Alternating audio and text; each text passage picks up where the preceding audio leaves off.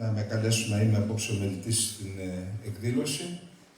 Πριν να αρχίσω την ομιλία μου, θα ήθελα να μνημονεύσω δύο ονόματα που δεν είναι ανάμεσά μας απόψε.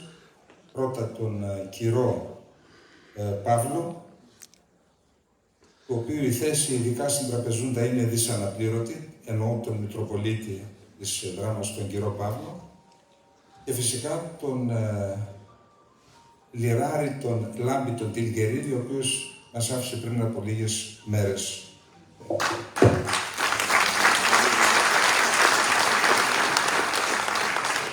Θα τροποποιήσω, ήθελα να παρουσιάσω μια μεγάλη παρουσίαση, γιατί ξέρω ότι θα σας κουράσει, διαρκεί πάνω από μια ώρα και θα τροποποιήσω την ομιλία μου. Δεν θα δείξω διαφάνειες.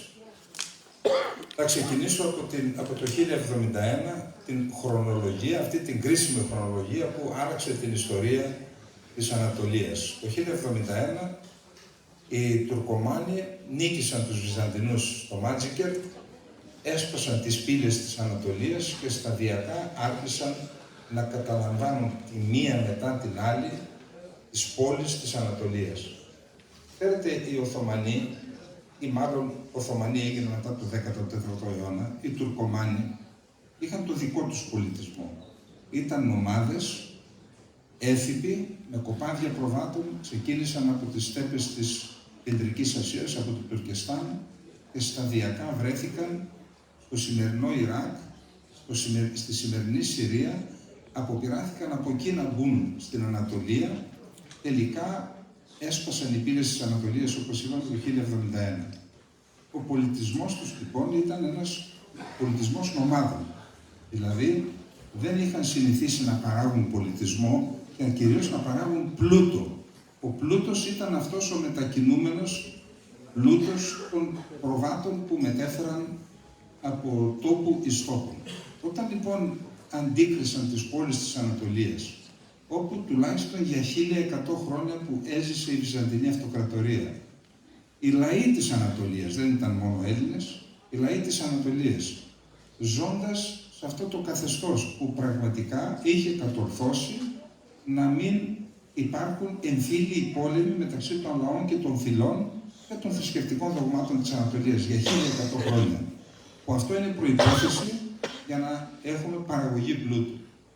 Όταν λοιπόν αντίκρισαν αυτές τις πόλεις που συγκέντρωσαν πλούτο για πάνω από μία χιλιετία, ξέρετε, υπάρχει μία παράδοση στο Ισλάμ που λέγεται Γκανιμέτ, δηλαδή όσοι συμμετέχουν στην περικύκλωση και στην άλωση μιας πόλης, ξέρετε, ο αγώνας που έδιναν ήταν ιερός, ήταν τζιχάν, δηλαδή ήθελαν να καταλαμβάνουν πόλεις και να εξαπλώσουν το Ισλάμ.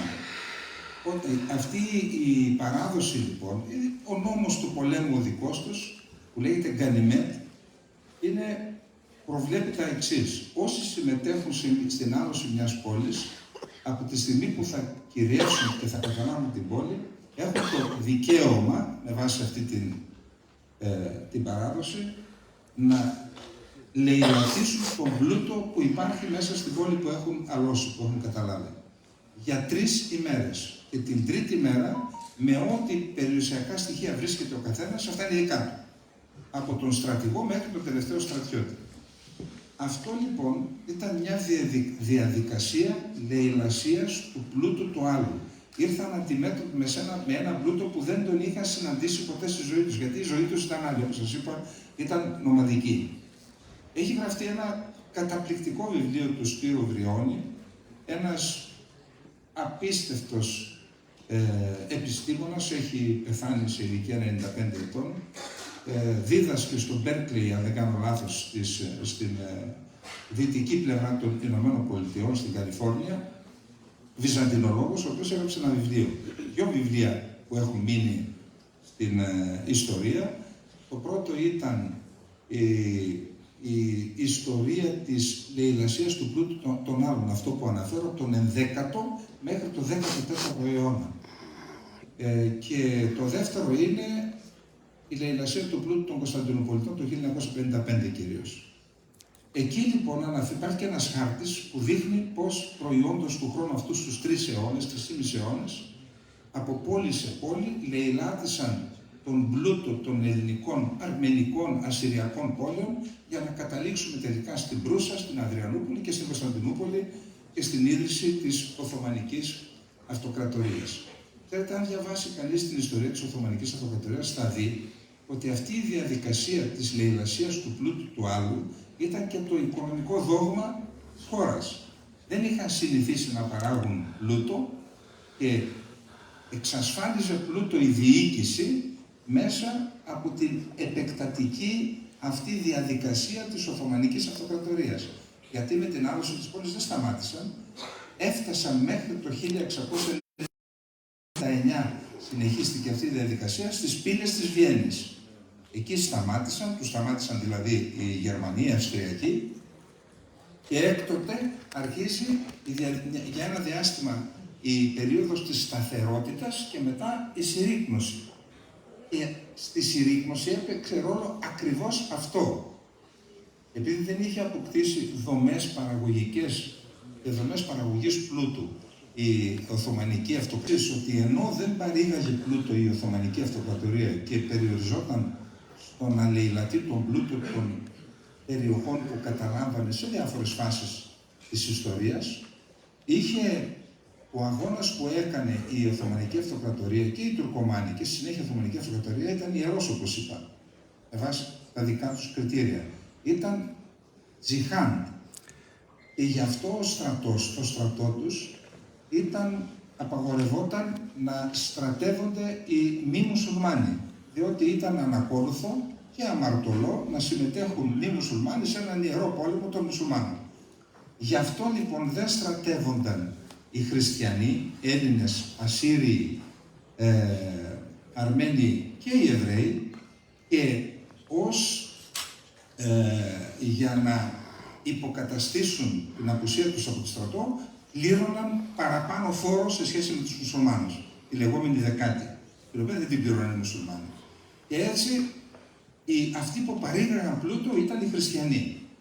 Όμως, αυτό προϊόντος του χρόνου και ιδιαίτερα όταν άρχισε να παρακμάζει η Οθωμανική Αυτοκρατορία, δημιουργήσε ένα πρόβλημα και αυτή ήταν η αιτία που προκάλεσε το δόγμα της γενοκτονίας, για το οποίο θα αναφερθώ αμέσως μετά. Ξέρετε, οι χριστιανοί δεν είχαν δικαιώματα, γιατί διδάσκονται διάφορα στα ελληνικά πανεπιστήμια και στα σχολιά, ότι ούτε λίγο ούτε πολύ χρωστάμε στους Οθωμανούς, γιατί ήταν ελεήμονος Σουλτάνος και μας ελεούσε. Δεν είναι έτσι. Μέχρι το χάρτη Σερίφ και το χάρτη Χουμαγιούν, το χάρτη Σερίφ είναι το διάταγμα των Ρόδων το 1876 και 15 χρόνια μετά έχουμε το χάρτη Χουμαγιούν. Είναι οι δύο μεταρρυθμίσεις που υποχρέωσε η Δύση στην Οθωμανική Αυτοκρατορία να κάνει. Μέχρι τότε λοιπόν ο κάθε τοπικός άρχον, όσο μάλλον ο Σουλτάνος, είχε δικαίωμα επιζωής και θανάτου, περιουσίας, τιμής πάνω στους ραγιάδες, χωρίς να υπάρχει δικαστική απόφαση. Αυτό λοιπόν, και ούτε λίγο ούτε πολύ, είμαστε και κατώτερα όντα σε σχέση με τους μουσουλμάνους. Για πρώτη φορά λοιπόν με το χάρτη Σερίφ και στη συνέχεια με το χάρτη Χουμαγιούν άρχισαν να αναπληρούνται ορισμένα δικαιώματα, και αυτό το πλεονέκτημα που είχαμε για αιώνες να μην στρατευόμαστε είχε δώσει τη δυνατότητα στους χριστιανούς και στους Εβραίους να αναπτύξουν τις ικανότητες που έχουν και στην παραγωγή, την πρωτογενή παραγωγή, αλλά και στο εμπόριο, και να συσσωρεύουν πλούτο, ασχέτως αν έδιναν το 10%. Αυτό, όταν διασφαλίστηκε το δικαίωμα στην περιουσία, την τιμή και τη ζωή, με τις δύο μεταρρυθμίσεις που σας είπα, άρχισαν οι κοινότητες χριστιανικές να γίνονται πιο εύρωστες, οικονομικά, πνευματικά και πληθυσμιακά. Για να φτάσουμε στο 1880 και τότε να αρχίσει να γίνεται εμφανές αυτό το χάσμα.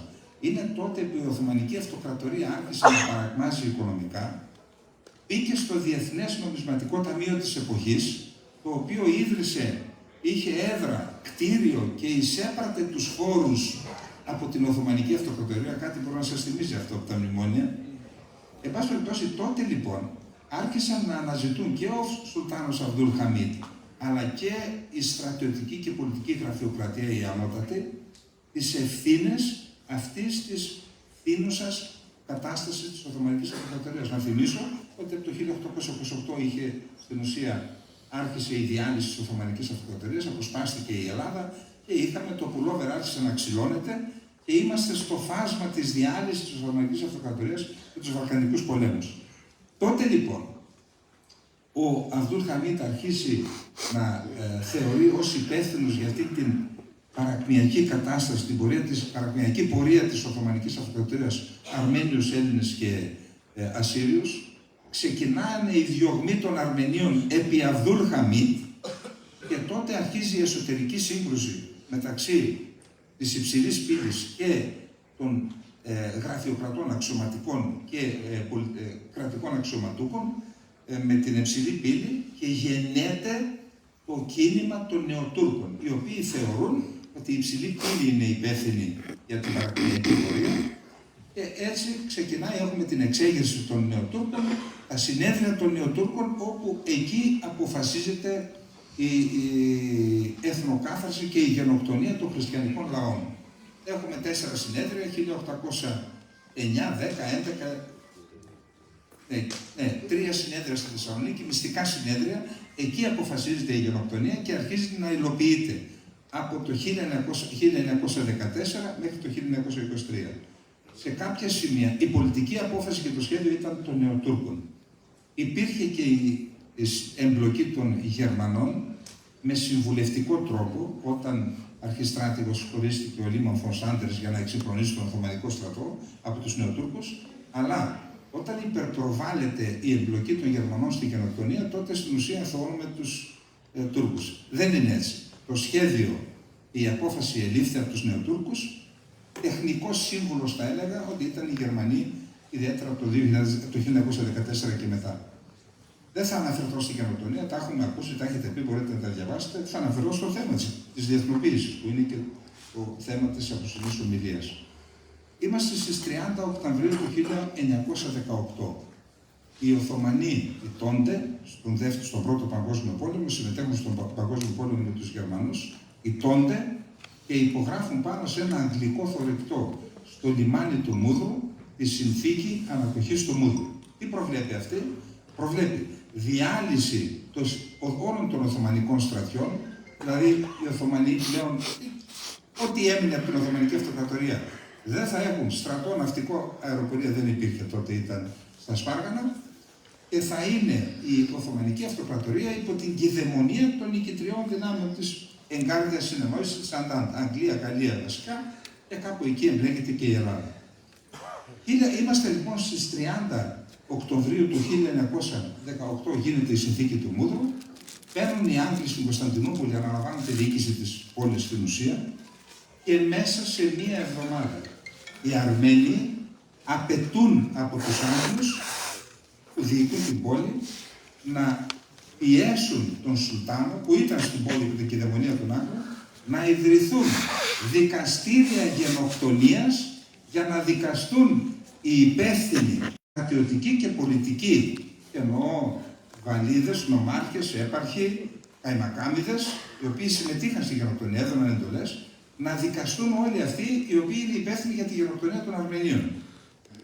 Το ίδιο διάστημα, εμείς οι Έλληνες είδαμε την ανακοχή ως το τέλος των προβλημάτων, γιατί ήδη οι δικοί μας κάποιοι είχαν φύγει στη Ρωσία και άρχισαν να επιστρέφουν στα σπίτια τους, γιατί θεώρησαν ότι αφού οι σύμμαχοι έχουν πάει στην Κωνσταντινούπολη, αφού υπογράφηκε η ανακοχή, θα σταματήσει και η γενοκτονία. Και δεν ζήτησαν τη δικαίωση όπως έκαναν οι Αρμένοι. Είναι άγνωστο εν πολλοίς αυτό το θέμα στην Ελλάδα.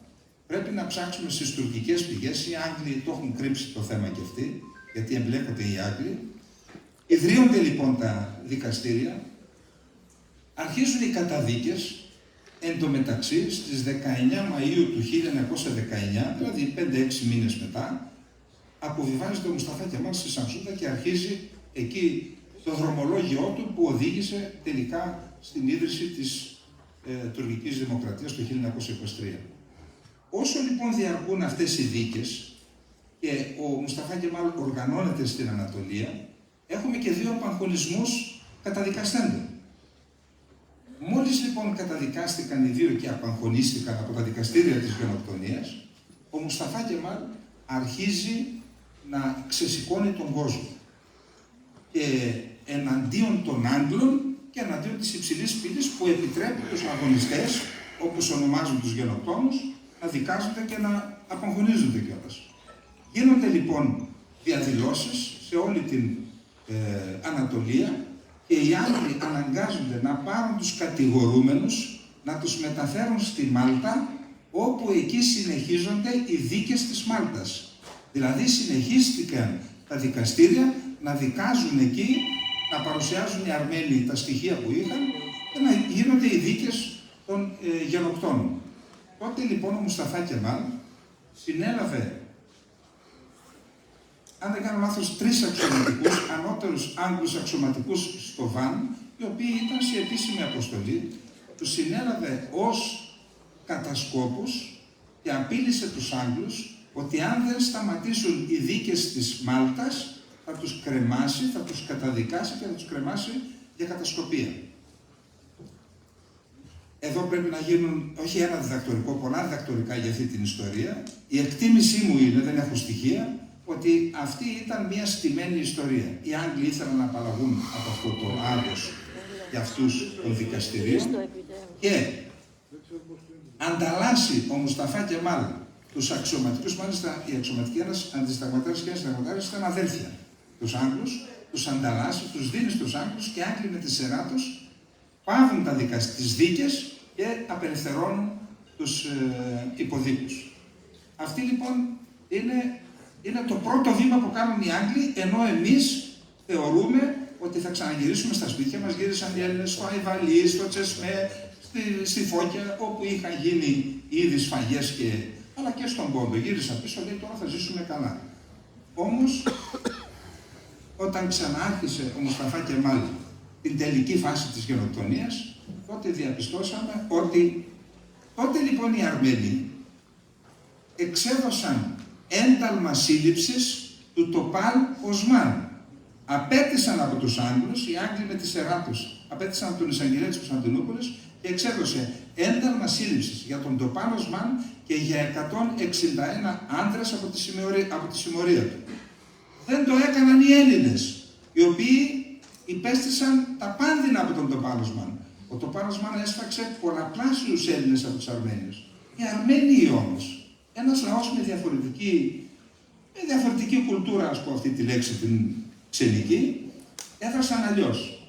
Και αυτό το ένταλμα σύλληψης ο Μουσταφά Κεμάλ, το Τοπάλ Οσμάν απέτησε από τον Μουσταφά Κεμάλ όταν συναντήθηκαν στην Καύζα, βγήκε στις 19 Μαΐου, μετά από μια εβδομάδα συναντήθηκαν στην Λουτρόπολη Καύζα της Αμισού, εδώ έχουμε και Σαμσουντέους, εκεί συναντήθηκαν σε ένα πανδοχείο και εκεί ο Μουσταφά Κεμάλ απέτησε από τον Τοπάλ Οσμάν να συνεχίσει το αποτρόπαιο έργο του. Και ο Τοπάλ Οσμάν ζήτησε πολιτική νομιμοποίηση, την πήρε, δικαϊκή νομιμοποίηση, ο Μουσταφά Κεμάλ είπε να ακυρωθεί το ένταλμα σύλληψης για αυτόν και για τους συμμορίτες του και φυσικά όπλα και χρήματα. Τα πήρε όλα και συνέχισε. Οι Αρμένοι λοιπόν, όταν είδαν ότι δεν δικαιώνονται, έκαναν ένα σχέδιο, το αρχικό σχέδιο. Το σχέδιο αυτό απόδοση δικαιοσύνης, δηλαδή επειδή δεν είχαν κράτος και δεν είχαν άλλον τρόπο να αποδοθεί δικαιοσύνη, πήραν τον νόμο στα χέρια τους και έκαναν το σχέδιο νέμεσης. Νέμεσης είναι ελληνική λέξη χρησιμοποίησαν. Δηλαδή αυτό που απαξιώσαμε εμείς, το καταξίωσαν οι Αρμένοι, έδωσαν μια ελληνική λέξη. Και τι έκαναν?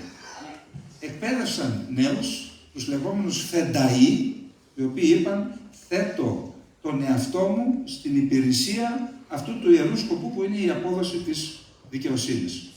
Είχαν κάνει έναν κατάλογο με τους πρωτετίους και άρχισαν, παιδιά εντάξει με αυτά τα τηλέφωνα, δεν γίνεται τώρα, δεν έχω κείμενο, μην με διαλύετε με αυτό. Κάνουμε το εξής, πατάμε το κουμπάκι, αθόρυβο και τελειώσαμε. Τόσο εύκολο είναι. Και ένα νερό, ρε παιδί.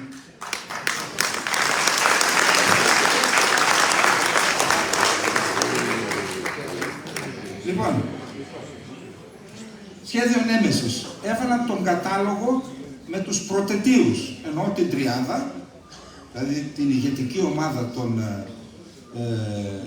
των Νεοτούρκων, νομάρχες, επάρχους και διοικητές στρατογραφυλακής. Ήταν, αν δεν κάνω λάθος, σε πρώτη φάση 26 άτομα. Τους 25 τους βρήκαν και τους εκτέλεσαν. Εγώ δεν λέω τώρα ότι πρέπει να παίρνουμε τον νόμο στα χέρια μας και να σκοτώνουμε όποιον νομίζουμε ότι έχουμε δίκαιο, έτσι, για να μην παρεξηγηθούμε. Αλλά στις συνθήκες που επικρατούσαν τότε, με 1,5 εκατομμύριο νεκρούς, με απίστευτα εγκλήματα σε βάρος των Αρμενίων, αντιληφθείτε τι βάρος κουβαλούσαν στις πλάτες τους και λοιπόν, σκότωσαν και τον Ταλάτ και τον Τζεμάλ και τον Εμβέρ και στη συνέχεια τον ομάρχη της Τραπεζούντας, τον ομάρχη του Μπακού. Τους 25 από τους 26 τους σκότωσαν, τον 26ο τον σκότωσε ο ίδιος ο Μουσταφά Κεμάλ, γιατί θεώρησε ότι συμμετείχε σε μια συνωμοσία εναντίον του, στη συνωμοσία της Σμύρνης. Αμέσως μετά οι Αρμένοι, χωρίς κράτος, δεν είχαν κράτος. Οι Αρμένοι ίδρυσαν κράτος το 1991-92 μετά τη διάλυση της Σοβιετικής Ένωσης. Ευχαριστώ. Λοιπόν, χωρίς κράτος, έκαναν στρατηγική. Πραγματικά, εγώ δεν θέλω ούτε να εκθιάζω, ούτε να αλλά, εν πάση περιπτώσει, αυτό που διαπιστώνω, ένας λαός διαλυμένος, γενοκτονημένος, χωρίς κράτος, αφενός μεν απέδωσε δικαιοσύνη με τον τρόπο που το έκανε, αφετέρου έκανε στρατηγική για τη δικαίωση. Και αυτή η στρατηγική είναι η στρατηγική των 4 τάφ. Έχουμε τροκομαθήσει εδώ. Λοιπόν, τα 4 τάφ είναι τα εξής. Πρώτο είναι τα νουμά, που σημαίνει να γνωρίσει ο κόσμος οι 4 φάσεις της στρατηγικής των Αρμενίων, μια στρατηγική που συνεχίζεται. Τι ξεκίνησαν από την πρώτη δεκαετία, από τη δεκαετία του 20. Θα δείτε μετά εμείς τη στρατηγική είχαμε. Ξεκινά λοιπόν με τα 4 τάφ. Το πρώτο τάφ είναι τα νουμά. Τι σημαίνει τα νουμά? Να κάνουμε γνωστό στην ανθρωπότητα το έγκλημα της γενοκτονίας που έγινε εις βάρος των Αρμενίων. Αρχίζουν λοιπόν οι κοινότητες, αφού όπου οργανώθηκαν στον κόσμο, άρχισαν να ενημερώνουν τις τοπικές κοινωνίες και τις τοπικές αρχές. Σε κάποια φάση ιδρύθηκε ένας επαναστατικός λαϊκός απελευθερωτικός στρατός, ο Ασάλα, για τον οποίο υπάρχουν και κάποια ερωτηματικά. Αυτά είναι θέματα ειδικά, τα βάζουμε στην άκρη. Πάντως, για να κάνουν γνωστό, ούτε εδώ λέω ότι πρέπει να κάνουμε εμείς κάτι τέτοιο, έτσι, για να μην παρεξηγηθούμε. Αυτοί λοιπόν τι έκαναν?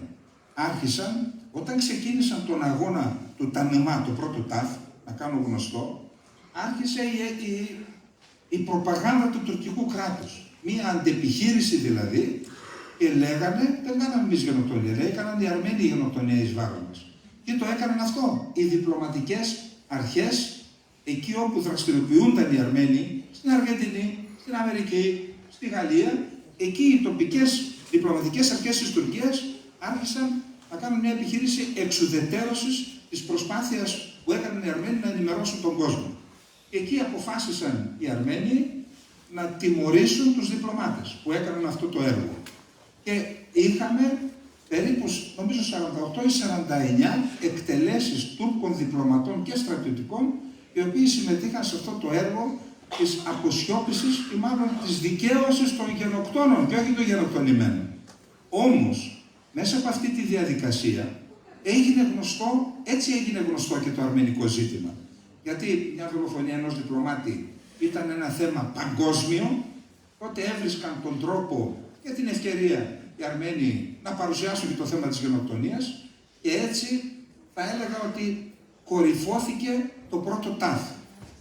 Μόλις κορυφώθηκε το πρώτο τάφ, πέρασαν στο δεύτερο τάφ. Το δεύτερο τάφ είναι τα νουμά. Το πρώτο είναι τα νετμάκ, για να κάνουμε γνωστό, το δεύτερο είναι τα νουμά. Τα νουμά τι σημαίνει? Αναγνώριση. Δηλαδή, να πείσουμε τις τοπικές κοινωνίες, ξεκίνησαν από τους δήμους, έφυγε ο Μαμσάκος. Ξεκίνησαν από τους δήμους, από τις περιφέρειες, από τις κυβερνήσεις της ομόσπονδης, της ομοσπονδιακά κράτη. Και έτσι σιγά σιγά έφτασαν και στις κυβερνήσεις και στα κοινοβούλια. Και έτσι φτάσαμε στο σημείο οι Αρμένοι, χωρίς να έχουν κράτος που χρηματοδοτεί τον αγώνα τους, που συντονίζει τον αγώνα τους, που τους δίνει δύναμη, που ανοίγει πόρτες στα ξένα κράτη, Χωρίς κράτος, φτάσα στο σημείο σήμερα, εντάξει, κάποια στιγμή συμμετείχε και το κράτος, που μερικές φορές μπορεί να είναι και τροχοπέδι, γιατί υπακούει και στα ζητήματα των συμφερόντων του κράτους, που πολλές φορές τα συμφέροντα του κράτους αντιστρατεύονται το ζήτημα της δικαίωσης της γενοκτονίας, θα τα δούμε μετά σε εμάς. Φτάσαμε λοιπόν στο σημείο οι Αρμένοι να έχουν περίπου 35 χώρες που έχουν αναγνωρίσει την γενοκτονία και ο αγώνας συνεχίζεται. Το τρίτο τάφ, το τρίτο στάδιο είναι τα σμινάτ.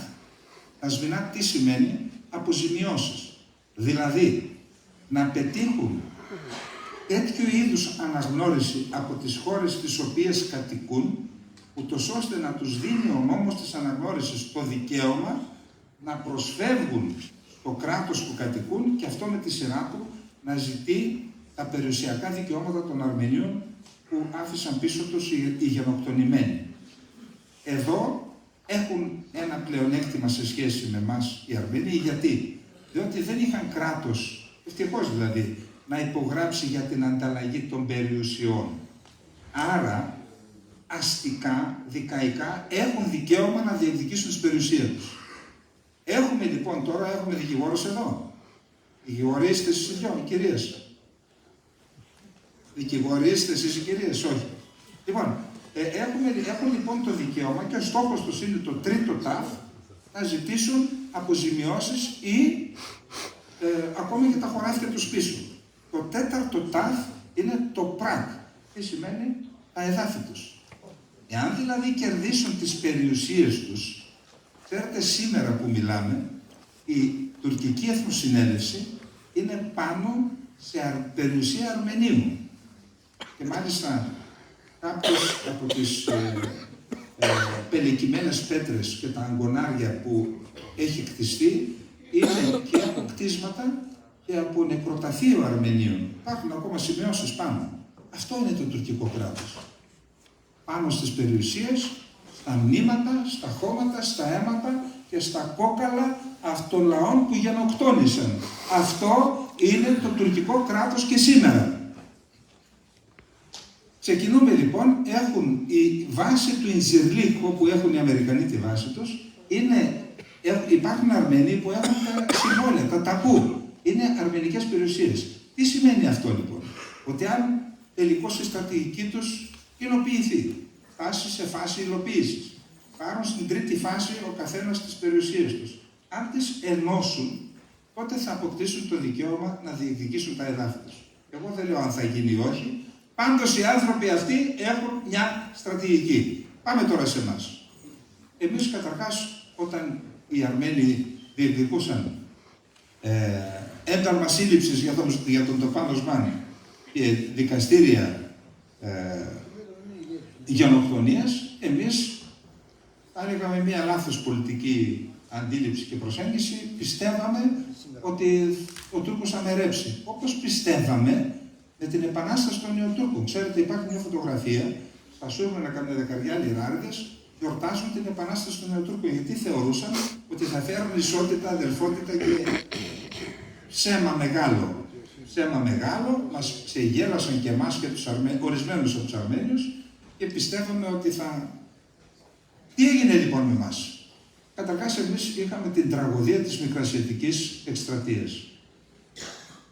Το πώς και γιατί έγινε, καλύτερα να μην ανοίξουμε αυτό το κεφάλαιο. Αν και είχαμε πέρυσι τα 200 χρόνια, τα 100 χρόνια. Εν πάση περιπτώσει, κάποια στιγμή πήγαμε τον Φλεβάρι του 1923, ξεκινήσαμε σε διμερές επίπεδο Ελλάδα και Τουρκία και υπογράψαμε τη Συμφωνία Ανταλλαγής των Πληθυσμών και φυσικά και των περιουσιών. Στη συνέχεια ακολούθησε η Συνθήκη της Λοζάνης. Τι ήταν η Συνθήκη της Λοζάνης? Η Συνθήκη της Λοζάνης ήταν συνθήκη ειρήνης μεταξύ των νικητών, δηλαδή της Αντάν και της ηττημένης Οθωμανικής Αυτοκρατορίας. Γι' αυτό είναι οι υπογραφές όλων των κρατών που συμμετείχαν στην Αντάν, από τη μια πλευρά και της Τουρκίας. Όμως υπάρχει το εξής οξύμορο. Ενώ η συνθήκη είναι μια συνθηκολόγηση της Τουρκίας, να οριστούν τα σύνορα κτλ.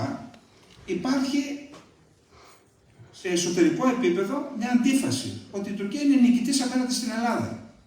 Και η Ελλάδα δεν μπορεί να επιβάλλει ως νικήτρια των συμμάχων, αλλά ηττημένη στη Μικρασία να επιβάλλει τους όρους της. Και εκεί η Τουρκία προσπαθεί να βάλει ζήτημα πολεμικών αποζημιώσεων. Δηλαδή, να ζητήσει από την Ελλάδα αποζημιώσεις για τις καταστροφές που ισχυρίζεται η Τουρκία ότι έπραξε στη Μικρασία. Και αυτό τελικώς το αποφεύγουμε. Γιατί? Διότι δώσαμε το προγεφύρμα του Κάραγατς, στρατηγέ, για να αποσύρουν. Το Κάραγατς είναι μια περιοχή προέκταση της Βύσσας στον Εύρο, που έφτανε μέχρι τον Εύρο, του ποταμό, ήταν δίπλα στην Αδριανούπολη. Το δώσαμε δώρο στους Τούρκους για να μην ζητούν αποζημιώσεις πολεμικές από εμάς. Εκεί λοιπόν τι αποφασίζεται? Εκεί δεν μπόρεσε η Ελλάδα να θέσει θέμα δικαίωσης για τη γενοκτονία, να μπει δηλαδή άρθρο στη συμφωνία που να υποχρεώνει την Τουρκία να αναγνωρίσει, κάτι που είχε γίνει στη συνθήκη των Σευρών, όπου εκεί ήμασταν νικητές και δεν είχαμε ιτηθεί ακόμα στη Μικρασία. Δεν μπαίνει λοιπόν στην συνθήκη της Λοζάνης, και όχι μόνο αυτό, τι αποφασίζεται? Αποφασίζεται να διιδρυθεί Διεθνής Επιτροπή, η οποία αναλαμβάνει, προσέξτε, να καταγράψει και να εκτιμήσει την αξία των περιουσιών που άφησαν οι μουσουλμάνοι που έφυγαν από την Ελλάδα με βάση την ανταλλαγή και οι Έλληνες που έφυγαν από τη Μικρασία με βάση την ανταλλαγή. Αυτή η περιουσία είναι υπερδεκαπλάσιας αξίας η περιουσία των Ελλήνων και με βάση τη συμφωνία που υπέγραψαν οι Τούρκοι έπρεπε να καταβάλουν το υπερέχον τίμημα, την αξία της περιουσίας των Ελλήνων σε χρήμα στην Ελλάδα και η Ελλάδα το μοιράσει στους δικαιούχους, δηλαδή στους ανταλλάξιμους. Εκεί λοιπόν τα δε κράτη δεν παίρνουν την ιδιοκτησία, η Ελλάδα δεν πήρε την ιδιοκτησία των περιουσιών των μουσουλμάνων, αλλά πήρε τη διαχείριση. Τα κράτη λοιπόν παίρνουν τη διαχείριση και μετά έχουν υποχρέωση να την μοιράσουν στους. Τι έγινε λοιπόν? Οι Τούρκοι, αυτό έπρεπε, αφού ολοκληρώσουν αυτές οι επιτροπές τη δουλειά τους, έπρεπε η κάθε χώρα, όπως είπαμε, να καταβάλει στην άλλη, η χώρα που έχει τη μεγαλύτερη περιουσία να καταβάλει στην άλλη. Οι Τούρκοι λοιπόν άρχισαν και πάλι να θυμούνται τις πολεμικές αποζημιώσεις, παρότι είχαν υπογράψει, και τελικώς αυτή αναρνείται να δώσει στην Ελλάδα, για να φτάσουμε στις συμφωνίες Ινωνού Βενιζέλου, όπου η Ελλάδα αποποιείται των δικαιωμάτων μας στη συμφωνία αυτή της φιλίας Ινωνού Βενιζέλου, και έτσι χαρίζουμε στην Τουρκία περιουσίες που ξεπερνούν σημερινή αξία τα 200-250 δισεκατομμύρια ευρώ. Δηλαδή το εξωτερικό χρέος της Ελλάδας. Και τότε παίρνουν τη συμφωνία αυτή στη Βουλή, την Ελληνική Βουλή. Εξανίστανται οι προσφυγικής καταγωγής βουλευτές, γίνεται τρομοκρατική τρομοκρατία μέχρι και στα σπίτια τους, υποχρεώνονται όλοι να την υπογράψουν πριν ενός Καπαδόκη, ο οποίος μετά από 3 μήνες έσκασε από το κακό του, πέθανε ο άνθρωπος, από την πίεση που δέχτηκε. Και να σας πω κάτι, εάν αυτές οι συμφωνίες Ινωνού Βενιζέλου έφεραν όντως την ειρήνη, θα μπορούσαμε να πούμε ότι έχει μια λογική. Πληρώνουμε ένα βαρύ τίμημα, αλλά ζούμε τον 20ο αιώνα σε ειρήνη και με ένα κράτος που δεν απειλεί και δεν συνεχίζει τις πρακτικές και τις πολιτικές της γενοκτονίας. Στις συμφωνίες αυτές, πού είναι ο Πασβαντίδης? Εδώ είναι. Πού? Χέρι. Ναι. Λοιπόν, στις συμφωνίες αυτές είχε ισχυροποιηθεί το δικαίωμα των εταμπλίδων, των εγκατεστημένων Ελλήνων στην Κωνσταντινούπολη να μένουν εκεί, και είχε υποχρεωθεί η Τουρκία να τους δεχθεί ως κατοίκους της χώρας, που θα ανανεώνεται η άδεια παραμονής τους όπως προβλέπει ο νόμος. Ξέρετε τι έκανε το 1964 η Τουρκία? Κατήγγειλε μονομερώς τη συμφωνία που είχε κυρωθεί από τα κοινοβούλια. Και η Ελλάδα όχι μόνο δεν έβγαλε άχνα, την δέχθηκε με ευχαρίστηση και είπε θα το ξαναδούμε. Το δεν το ξαναείδαμε ποτέ. Ξερίζωσαν την ελληνική κοινότητα της Κωνσταντινούπολης, τους λεγόμενους Εταυλίδες. Η Τουρκία λοιπόν μετά το 30 δεν άλλαξε ούτε πολιτική ούτε πρόσωπο. Πώς λέμε, παρουσιολογιότητα, ο λίγο το πώς να τα αλλάζει, το ταπιάτ να θυαλάζει. Λοιπόν, ακούστε τι έγινε. Είμαστε στο 1941, Χριστούγεννα. 42 προς 42, η Ελλάδα είναι υπό τριπλή κατοχή. Εδώ είχαμε βουλγάρικη, έτσι, γιατί κάτω στην Αθήνα δεν το ξέρουν. Δηλαδή βουλγάρικη, ιταλική, γερμανική και κάποιες περιοχές της Κροατίας είχαν και αλβανική κατοχή. Και αυτό να μην το ξεχνάμε. Ενώ λοιπόν είμαστε υπό κατοχή, υπό τριπλή κατοχή, και επειδή τα κράτη και οι κοινωνίες έχουν μνήμη, η λογική της λαιλασίας του πλούτου του άλλου ξυπνάει όταν μας βρίσκει σε αδυναμία στην Τουρκία. Τότε υπήρχε ένα κόμμα στην Τουρκία, δεν υπήρχε πολυκομματισμός, κάνουν μυστική σύσκεψη στη Βουλή, έχει ήδη δοθεί εντολή στις εφορίες. Ο έφορος που έκανε όλο αυτό το έγκλημα που θα σας πω, έχει γράψει βιβλίο, αποτύψεις μάλλον ο άνθρωπος. Ετοίμασε το περιουσιολόγιο όλων των Ελλήνων της Κωνσταντινούπολης και επέβαλε ποινές, φορολογικές ποινές, πρόστιμα δηλαδή,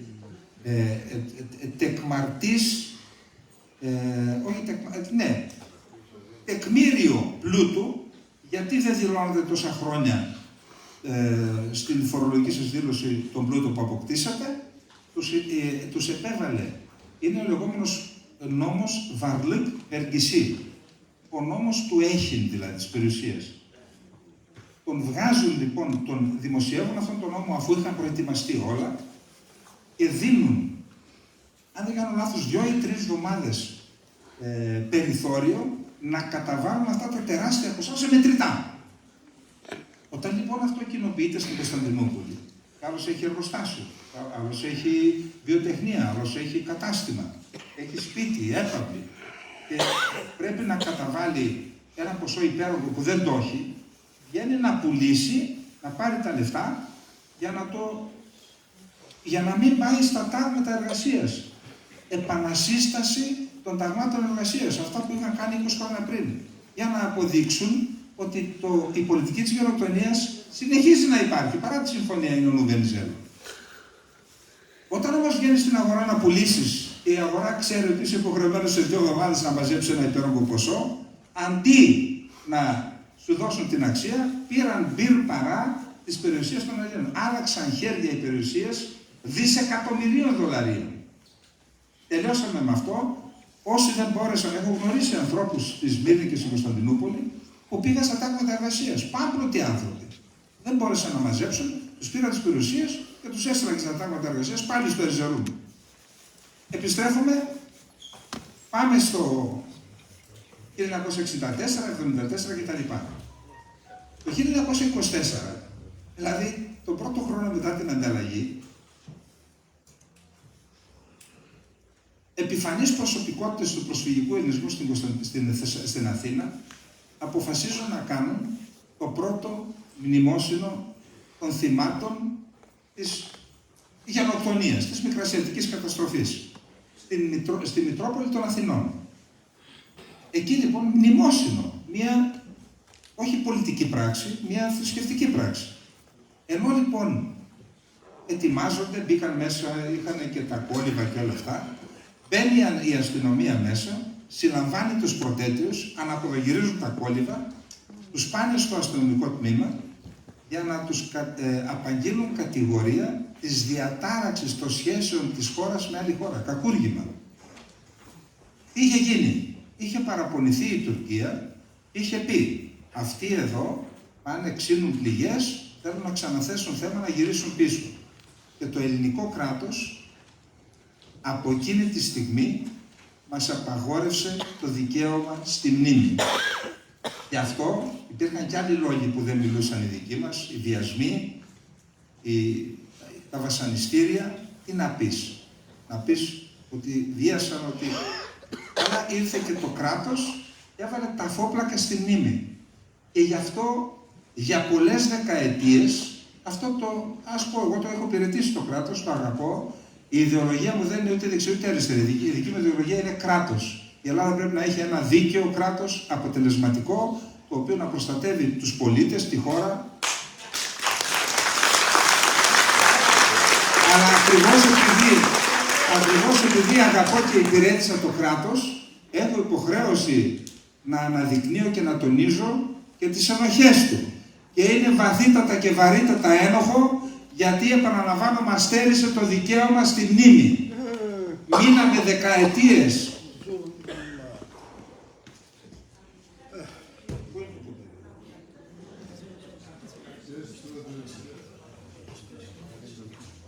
Λοιπόν, μείναμε για δεκαετίες με τα στόματα κλειστά. Για ποια στρατηγική να μιλήσουμε? Μέχρι που τη δεκαετία του 80 άρχισε μία, θα έλεγα, ριζοσπαστικοποίηση πρώτα του οργανωμένου ποντιακού χώρου. Εγώ δεν είμαι ευχαριστημένος με αυτό. Εγώ θα ήθελα να ξεκινήσουμε μαζί όλες οι προσφυγικές οργανώσεις. Εν πάση περιπτώσει, αυτό τώρα δεν μπορούμε ούτε να το δικάσουμε, ούτε να το καταδικάσουμε, ούτε να πούμε γιατί εσείς ξεκινήσατε πρώτη και άλλη, δεύτερη και μετά τρίτη. Τα γεγονότα παραθέτουμε. Ξεκίνησε λοιπόν η ριζοσπαστικοποίηση, οι πιέσεις, για να φτάσουμε στην απόφαση του Ανδρέα Παπανδρέου το 1994 να φέρει το θέμα στη Βουλή, και επειδή μου έχουν πει οι προτεργάτες, οι βουλευτές, πώς έγινε. Με απίστευτη μυστικότητα. Γιατί φοβόντουσαν να μην διαρρεύσει το θέμα και να πάει σε διάφορα κέντρα στην Αθήνα και στην τουρκική πρεσβεία, η οποία να πιέσει με τη σειρά της το σύστημα και να τους φημώσουν. Με απόλυτη συνωμοτικότητα έφεραν τον νόμο 1994. Είναι αλήθεια, τα καλά κακά, τα κακά κακά, είναι αλήθεια ότι όλο το πολιτικό σύστημα, ακόμα και το ΚΚΕ που έχει για λόγους αρχής δεν θέλει να συμμετέχει σε πρωτοβουλίες άλλων, όλοι ψήφισαν την αναγνώριση της 19ης Μαΐου ως ημέρας μνήμης. Κολοβή αναγνώριση είναι αυτή. Κολοβή αναγνώριση. Ως ημέρας μνήμης, σε πάση περιπτώσει, καλοδεχούμενοι, ένα μέρος της ντροπής του κράτους και του πολιτικού συστήματος το έσβησαν τότε. 4 χρόνια μετά αναγνώρισαν την γενοκτονία των Μικρασιατών και εκεί με μεγάλες περιπέτειες και φτάσαμε και των Θρακών, νομίζω. Ακούστε. Δεν υπήρχε ένα σχέδιο για να κάνουν των Νεοτούρκων και των Κεμαλικών πρώτα να σκοτώσουν τους Αρμένιους χωριστά, μετά χωριστά τους Πόντιους, μετά χωριστά τους Μικρασιάτες και χωριστά τους Θράκες. Το σχέδιο ήταν ένα. Να εξαντώσουν τους χριστιανικούς πληθυσμούς της Ανατολίας. Και αφού ήταν ένα το σχέδιο, το οποίο αυτό σχέδιο εκπορεύεται από μια συγκεκριμένη πολιτική που είναι ζωντανή ακόμα. Ξέρετε, παρακολουθούσα τις εκλογές στην Τουρκία προχθές. Είναι απίστευτο. Η πολιτική της γενοκτονίας είναι ολοζώντανη στα έγκατα του τουρκικού κράτους και εκφράστηκε μέσα από νοθεία που έγινε για να μην δικαιωθούν αυτοί οι κάποιοι που ήθελαν να πάρουν την εξουσία και να μας δικαιώσουν. Υπήρχαν και τέτοιοι. Εν πάση περιπτώσει, άρα έχουμε ένα σχέδιο και μια απόφαση. Αρμένοι, Ασσύριοι, Χριστιανοί με ένα σχέδιο. Τι σημαίνει αυτό? Ότι μόνο ενωμένοι μπορούμε να νικήσουμε αυτό το θηρίο. Ενώ Έλληνες, Αρμένοι και Ασσύριοι. Άρα μια γενοκτονία, μια στρατηγική. Αλλά πριν πάμε, αυτό είναι το τελικό στάδιο. Πρέπει να δούμε τι γίνεται στο εσωτερικό. Οφείλω να ομολογήσω ότι, ξέρετε, νομίζω πέρυσι ήμουνα στην Πάφο και μίλησα σε μια εκδήλωση που έκανα, και φέτος έκανα πολύ μεγάλες εκδηλώσεις για τη γενοκτονία. Έχει μερικούς Έλληνες ποντίους που ήρθαν από τη Σοβιετική Ένωση και εγκαταστάθηκαν εκεί. Είχε πάνω από 1.000-1.500 άτομα, 2.000 άτομα, οι μισοί πόντιοι και οι άλλοι μισοί Έλληνες της Κύπρου. Τι θέλω να πω? Ότι εκεί που μας είχαν αφαιρέσει το δικαίωμα στη μνήμη, φτάσαμε στο σημείο να αποτελέσει το ζήτημα της γενοκτονίας ζήτημα όλων των Ελλήνων, του απανταχού ελληνισμού ανεξαρτήτως καταγωγής που είπε και ο Αντιπεριφερειάρχης πριν από λίγο. Όλους μας αφορά το ζήτημα της γενοκτονίας και θα σας το αποδείξω σε λίγο. Άρα, μπορώ να πω ότι σε επίπεδο κοινωνίας φτάσαμε σε ένα αξιόλογο επίπεδο. Από τη στιγμή που τιμάται, γίνονται τελετές μνήμης, ακόμα και στη Ζάκυνθο, που δεν ξέρω αν υπάρχουν, είτε κάποιος Ταταρίδης υπήρχε εκεί. Δεν ξέρω αν έχουμε άλλους πόντιους. Το θέμα λοιπόν, υπάρχει ένα θέμα με το πολιτικό σύστημα. Υπήρχαν τμήματα του πολιτικού συστήματος και πρόσωπα και νοοτροπίες που θεωρούσαν το ζήτημα της γενοκτονίας εφεύρημα ορισμένων τρελαμένων αντιτούρκων εθνικιστών και οι οποίοι το χρησιμοποιούσαν για να σταματήσουν την ελληνοτουρκική προσέγγιση και συνεννόηση. Τώρα συγγνώμη, το πω, αλλά πιάσ' το αυγό και κούρευτο. Απ' την άλλη μεριά έχεις ένα κράτος που δεν έχει αλλάξει ούτε κεραία στην πολιτική της γενοκτονίας και έχεις τους αφελείς ή δεν ξέρω τι άλλο στην Ελλάδα που θεωρούσαν ότι. Εν πάση περιπτώσει, μπροστά στις αντιδράσεις του κόσμου, είδα ότι όλα τα κόμματα πλέον στην Ελλάδα, έστω και με αυτόν τον τρόπο, καλοδεχούμενοι είναι όλοι, ακόμα και οι αρνητές που αλλάζουν άποψη και έρχονται, συστρατεύονται μαζί μας, όλοι είναι καλοδεχούμενοι, κανείς δεν πρέπει να αποκλείεται από αυτόν τον αγώνα. Άρα και εδώ πετύχαμε αρκετά πράγματα. Πού δεν πετύχαμε?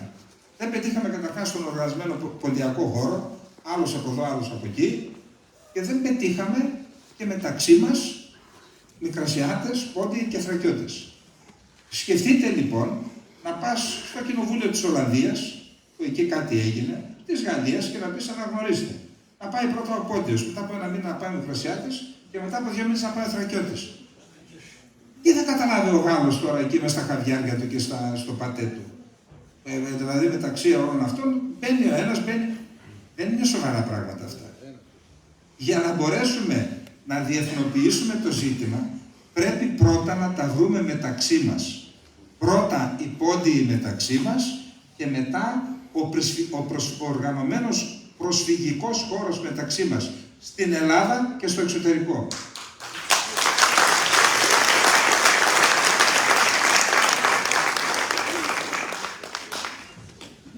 Ξέρετε, γίνεται πολύς λόγος για το εβραϊκό λόμπι. Είναι πραγματικά αξιοθαύμαστα τα αποτελέσματα της δράσης αυτού του λόμπι. Όμως ξέρετε τι λένε οι ίδιοι?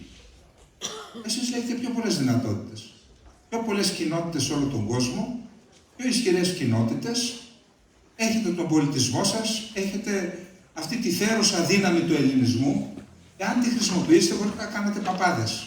Πάλι συγγνώμη τώρα. Λοιπόν, ακούστε εδώ. Όμως, αν δεν υπάρχει στρατηγική, είμαστε μία ασύντακτη υπερδύναμη. Η ασύντακτη υπερδύναμη αυτοεξουδετερώνεται. Δεν έχει αποτέλεσμα. Άρα, για να συνοψίσω, θα βρίσκουμε πρώτα οι Πόντιοι μεταξύ μας, θα βρίσκουμε μεταξύ μας Πόντιοι, Μικρασιάτες και Θρακιώτες. Μας αγκαλιάζει ο ελληνικός λαός ανεξαρτήτως κατηγορίας. Μιλώ για τον οργανωμένο χώρο και τότε δίνουμε το μήνυμα σε όλο τον ελληνισμό, τον οργανωμένο, τον απανταχού ελληνισμό και πιστεύω ότι θα πετύχουμε θαύματα. Αφού το κάνουμε αυτό, το τελευταίο στάδιο είναι συστράτευση Ελλήνων, Αρμενίων και Ασσυρίων. Ενώνουμε τις δυνάμεις μας, αναζητούμε και άλλους λαούς που έχουν γενοκτονηθεί, ζητούμε την αλληλεγγύη τους, την κερδίζουμε και πιστεύω πραγματικά ότι μπορούμε να νικήσουμε. Τώρα, ακούστε, το ζήτημα της γενοκτονίας δεν είναι μόνο ηθικό. Δηλαδή η δικαίωση του ενός και πλέον εκατομμυρίων ψυχών που δολοφονήθηκαν από τα χέρια των Τούρκων. Έχει να κάνει και με το σήμερα και με το αύριο. Ξέρετε, όποια χώρα αναγνωρίζει την γενοκτονία των Αρμενίων, γίνεται σοβαρό πρόβλημα μεταξύ της χώρας, διπλωματικό πρόβλημα, πολιτικό πρόβλημα μεταξύ της χώρας αυτής και της Τουρκίας, αποσύρει η Τουρκία τον πρέσβη και περνάει καιρός για να εξομαλύνουν τις σχέσεις. Χωρίς να θέλω να μπλέξω τώρα και σε άλλα ζητήματα, στις Ηνωμένες Πολιτείες Αμερικής υπήρχε ένα χειρόγραφο του State Department στον εκάστοτε πρόεδρο, στο οποίο του εξηγούσε το State Department για ποιο λόγο οι Ηνωμένες Πολιτείες Αμερικής δεν πρέπει να αναγνωρίσουν τη γενοκτονία των Αρμενίων. Μάλιστα ο Ρόναλντ Ρίγκαν, νομίζω το 1982, ενώ εκφώνησε στις 24 Απριλίου και είπε έγινε γενοκτονία, έπεσε πάνω του το State Department και το πήρε πίσω. Αυτοεξευτελίστηκε δηλαδή. Κι όμως, ο Τζο Μπάιντεν μόλις ανέλαβε την προεδρία στις ΗΠΑ, εποφελούμενος και από τις κάκιστες σχέσεις που είχε τότε η Αμερική με την Τουρκία, αλλά και με το γεγονός ότι ο Ερντογάν είχε βάλει όλα τα αυγά στο καλάθι του Τραμπ και δεν τον έπαιρνε και τηλέφωνο να τον συγχαρεί, ο Τζο Μπάιντεν στις 24 Απριλίου, την πρώτη χρονιά της προεδρίας του, αναγνώρισε τη γενοκτονία των Αρμενίων με αναφορά και στη γενοκτονία των άλλων πληθυσμών. Έχει μια αναφορά. Τι πέτυχαν όμως οι θειασότες της μη αναγνώρισης, ενώ οι Αμερικανοί? Να βάλει ένα όριο για να μην μεταφερθεί η ευθύνη στο σημερινό τουρκικό κράτος. Δεν έχει σημασία, είναι κεφαλαιώδης η αναγνώριση από τον Biden και το είδαμε φέτος που είπε ξανά γενοκτονία στις 24 Απριλίου, πόσο μεγάλη φασαρία έγινε στην Τουρκία.